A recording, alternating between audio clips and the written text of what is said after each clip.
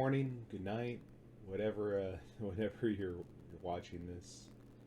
Um, so tonight was actually one of those nights where you're laying in bed and you had the Mounjaro insomnia, and that is something that I deal with every once in a while after I take the shot. Usually about a day or two after I take it.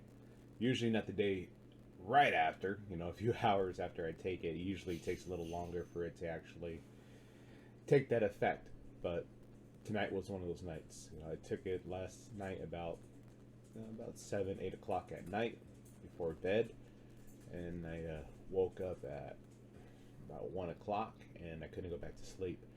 And when I was in bed, I was just thinking about just life in general, and also about this channel, and just some ideas and things I wanted to kind of give a little insight on me.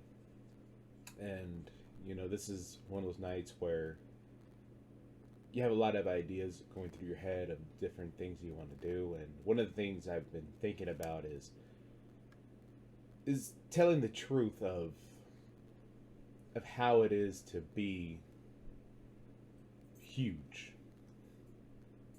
Say it nicely. And for all of you that are out there and you're over 3, 4, 5 plus 100 pounds, I was there, and it's hard to say, and it's hard to say it to just a general public, just in general. Those are things that we don't really want to talk about, but it's the truth. When you get that big, you're really in a dark place. Even though you want to admit it or not, you're in a dark place. And what I mean by that is, we all have our own little demons when it gets us to that point. And to me, what got me to that point, well, let me kind of explain where I've been when it comes down to it. Well, a lot of you know how my story originally started. Is I was in a relationship for about 10 years, and after it was broke up and we went our separate ways. That's when I started to realize what happened. And what happened, at least the way I think about it, is my weight had a lot to do with it. And I don't blame her. I blame myself, because realistically it was my fault. It was something that it's hard to say, and it's the truth.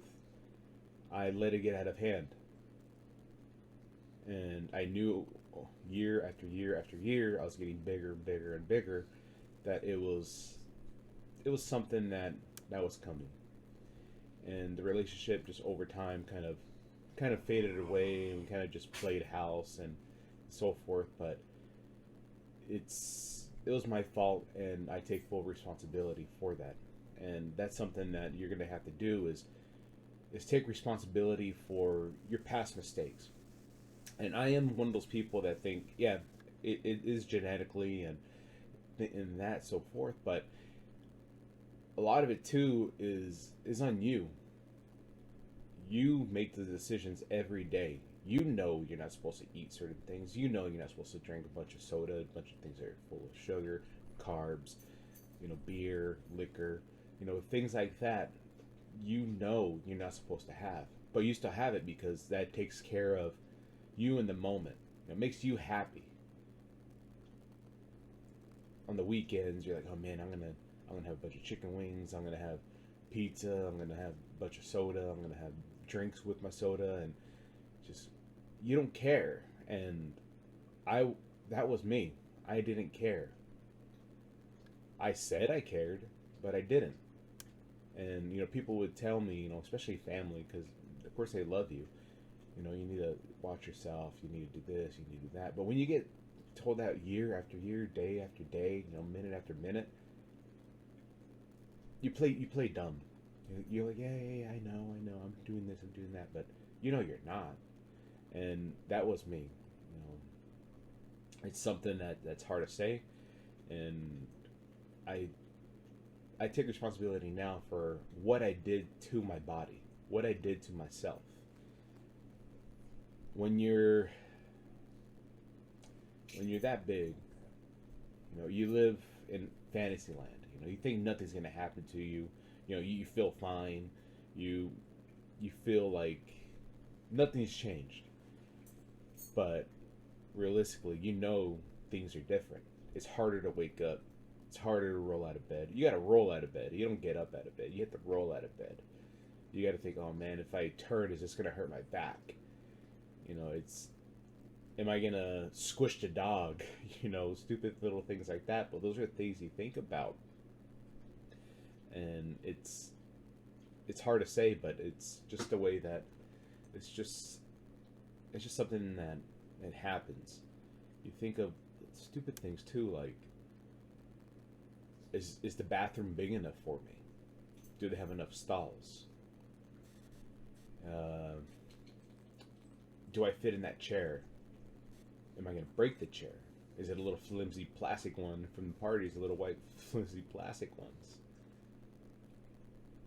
Am I going to fit in that table?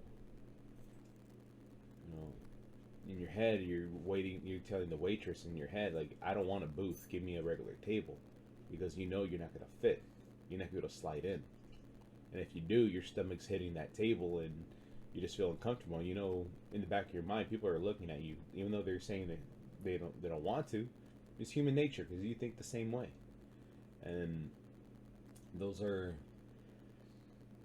things that you don't think about in the moment until you reach that point in your life where you're like, I need to make a change.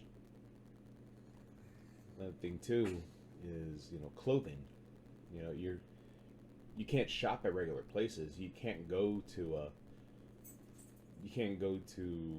a Macy's. You can't go to any high-end stores. No, you have to go to a specialty store. You have to go to a big and tall store, which is fine. If that's something you want to do and you have to do what you got to do. But I used to hate it. You get in and the clothes aren't the same. The type of shirts you want, they don't have. You have to get the XLTs because the bottom of your belly's hanging out. And whatever you put on, even though it's an XLT, you move and your bottom of your belly's still coming out. And it's just, think about it, but you are kind of embarrassed to go out in public. And that's something that I did have to build up the confidence to go back out. But the way that I built my confidence was, of course, dropping a bunch of weight and just feeling better about myself. And I used to hate it, and I stayed home.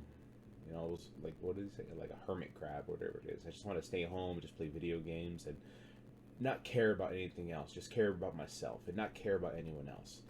And I put myself in that situation, and many of you are in that situation where you just feel uncomfortable going outside, being with the general public, just worrying about what other people are saying.